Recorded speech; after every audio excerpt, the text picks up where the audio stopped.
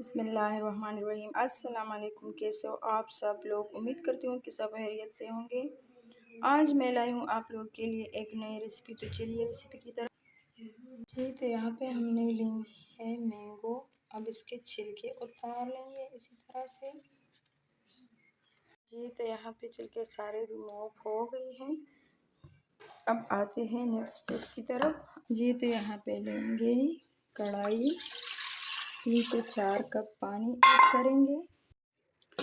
जी, तो अब इसको इसमें डालेंगे। जी, तो कम आंच पे इसको पकाएंगे 6-7 मिनट तक।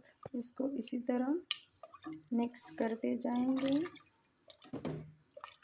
जी, तो देखिए माशाल्लाह 5 मिनट हो गए हैं।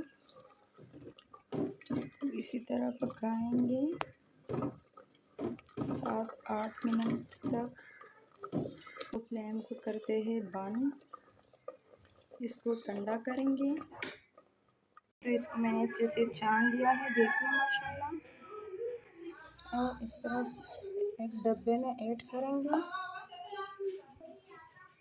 जी, तो 1 से 2 चम्मच गुलाब का पानी ऐड करेंगे। जी, तो जोरियों के लिए, चायों के लिए, दाग के सब चीज़ों के लिए बेस्ट रेसिपी ज़रूर ट्राई करें।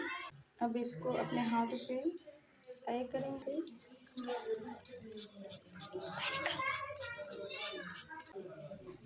अपने फेस पे लगाए सुबह शाम।